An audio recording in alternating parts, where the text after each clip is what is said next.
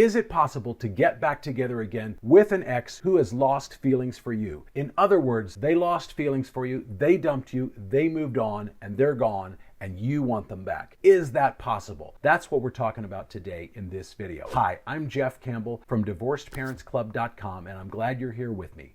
I recently conducted 2 different polls on my channel. The first one, I simply asked what you would most want to see future videos about, and overwhelmingly, the response was how to get an ex back. Then in the second poll, I asked how long it had been since your breakup. And overwhelmingly, the choice was 1 to 3 months, coming in at 45%. But the second highest number was 36% at over 1 year. In other words, the vast majority of people looking to get an ex back, either it had been a recent breakup or it had been over a year. And that's interesting that those 2 numbers out of the 4 choices I gave on my poll were the dominant, overwhelming response, over 70% if you combine the 2. And in this video, we will be addressing both of those because the strategies involved in both of those timeframes will be a little bit different. But thank you very much to everyone who responded to those polls. And if you didn't get a chance to, don't worry. I'm going to be posting future questions like that on my channel under the community tab. So the first question people want to know is, can an ex get feelings for you again if they lost those feelings? In other words, can they fall back in love with you? And the answer is absolutely yes, they can. If they fell in love with you once, they can definitely fall in love with you again. But there are some definite do's and don'ts that you need to put into practice to give yourself the best shot at making that happen. There are definitely things that you might be doing that could be turning her off or him off, depending on whether you're a man or a woman. And there are things that you could definitely be doing that would increase her likelihood of falling back in love with you. And we'll be talking about those things a little bit later in the video. So the first thing that people want to know is, should I go no contact? In other words, if I cut off all communication to them, will that work to attract them back? And I think the short answer is yes, if we're talking about the 1 to 3 month category. In other words, if the breakup was recent, going no contact is definitely the way to go. That's going to increase your chances of getting them back better than anything else you could possibly be doing. Now, what do I mean by no contact? What I mean is that you should not initiate any contact whatsoever. If they reach out to you, assume they want to see you, and then absolutely invite them over, make a date, get together, schedule a specific date and time, ideally in the evening, so it's clear that it is a romantic date. Now, of course, if you have kids together, you can't really go no contact. Or if you signed a lease together and have business dealings like that, you won't be able to fully go no contact, and they could be reaching out to you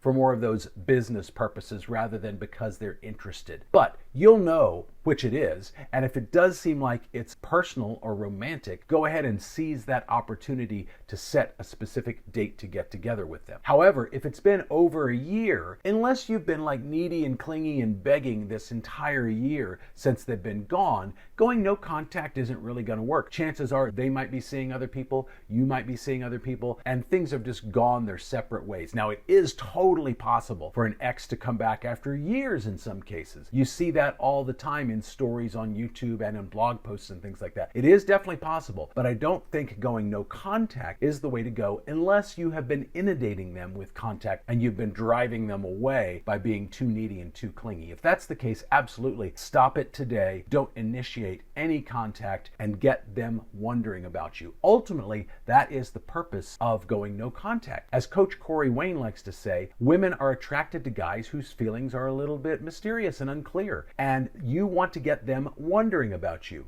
Does he miss me? Does he want me back? Would he take me back if I asked him back? And you want them to wonder things like that. And they can't wonder if you never give them a moment's peace and a moment to just breathe. So if you cut off contact after having been doing a lot of contact, they're going to start to wonder about you. Well, maybe he's seeing somebody new. Has he moved on? That kind of thing. And then I also don't want you to stalk them on social media. You may still be connected via social media, and that's okay as long as it doesn't prevent you from moving on emotionally. If you're constantly stalking their Instagram or their Facebook to see if they've posted anything new, that's not healthy for you. So in that case, it may be better for you to unfriend them or even block them so that you're not tempted to look at that kind of stuff. But if you're not in that boat, I think it's okay to stay connected with them. But don't be stalking their pages. Don't be looking at things. Don't be liking things or commenting on things. Basically, you want them to think that from your point of view, they don't really exist anymore. You've moved on. You're in a new headspace. you're heading in a new direction, they're not even a blip on your radar. That's what you want them to think. And that's going to get them wondering about you. And it's that wondering that's going to increase their attraction level. And if you don't continue to do things that are needy and clingy, then that's going to increase their attraction to you even more. And then when you get together in person, if you play your cards right, and again, we're going to cover what some of those things look like a little bit later in the video. If you play your cards right,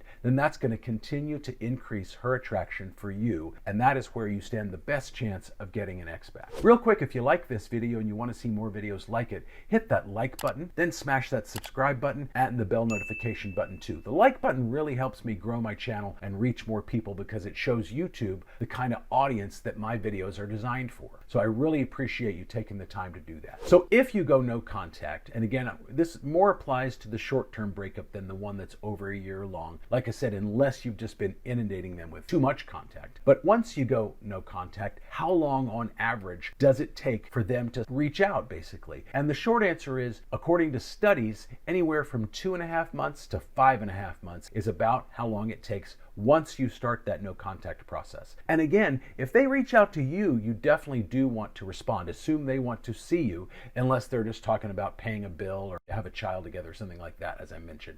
But assume they want to see you and make a date. But it will take about 2.5 months at least, if not longer, before you should expect to hear from them. And there's one exception to that rule, and it has to do with attachment styles, and I'm going to be covering that a little bit later in the video. That could actually make the process take radically longer. So while you're in no contact and while you're waiting to hear from them, hopefully, should you wait or should you date? And the short answer is you should absolutely be dating other people. You have no idea if they're going to come back, if they do come back, if it's going to work this time around because it didn't work last time. You just have no idea. They may not be ever interested in being with you again romantically, and you just have to accept that that's a possibility. So you do not want to sit around and wait and put all your eggs in that one basket hoping it works out. Now, once they contact you and once you start seeing them again romantically, I think at that point, if you want to put the brakes on dating other people, that's okay, because that allows you to focus on them. But until you know that that's what they want, you absolutely want to be dating other people. And in fact, that's going to help you kind of hone your quote unquote game, hone your communication skills, your dating skills, your confidence level, things like that. If you're posting any of that activity on social media and she sees it, that's naturally going to drive her attraction up, because women are competitive. And if they think that you're just sitting around lonely waiting for them, that makes you look a little bit pathetic, and that's going to actually lower her interest. So if she knows you're actively out there dating other women, that's going to increase her attraction level for you, because it makes you look a little bit more valuable. And she knows that if she doesn't act soon, she might lose you to somebody else, and that's going to activate her natural tendency to gravitate back towards you. Now, on the other side of the equation, how do you know if she's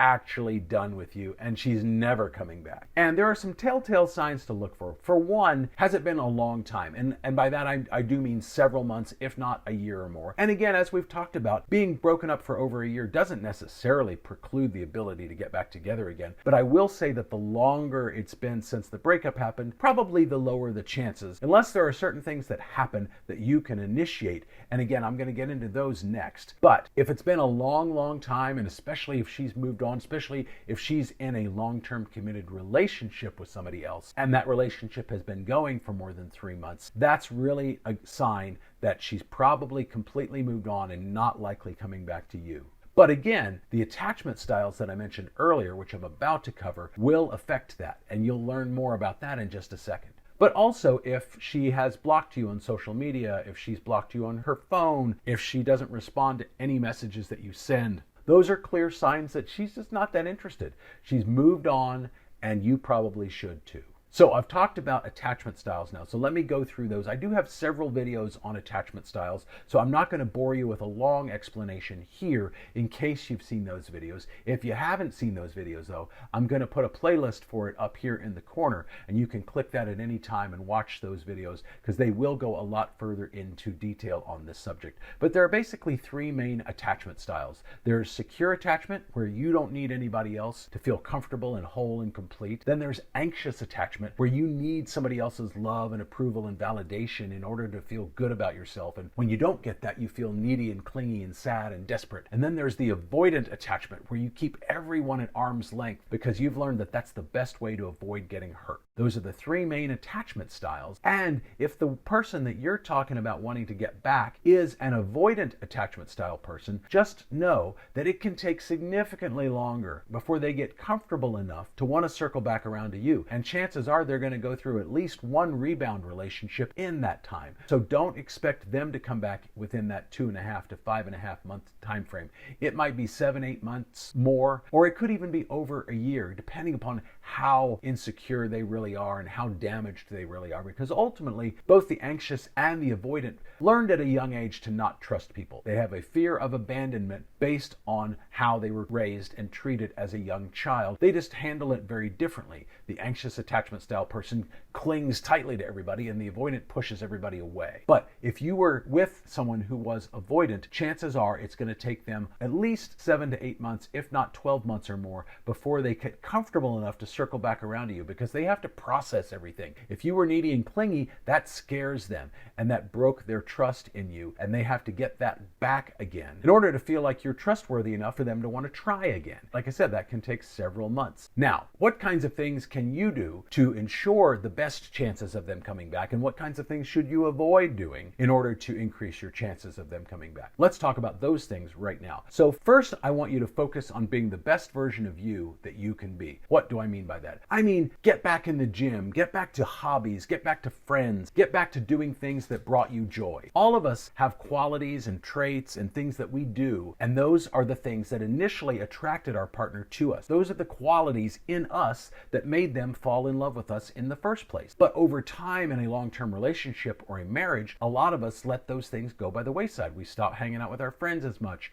We stop going to the gym as much. We stop engaging in our hobbies as much as we used to. And we kind of just, we Netflix and chill, and we raise the kids, and we go to work, and we sleep, and we drink, and, we just kind of get complacent and frankly kind of boring. So you need to get back to doing the things that really made you at the outset of the relationship that you're trying to win back. And you know what those things are. I threw out several scenarios just now, but you know what those things are in your life that you've probably put on the back burner that you now need to put on the front burner. And I know it sounds counterproductive to focus on you when you want to get them back, but that's absolutely the thing you need to be focused on right now. If anything is going to attract them back to you, it's you becoming the person that they originally fell in love with the first time. Now, what are some of the things that you should avoid doing? Well, we've already talked about the no contact, so I'm not going to get into that again, but make sure that you're not needy and clingy and desperate. Make sure that you're comfortable with who you are. Make sure you're comfortable being alone,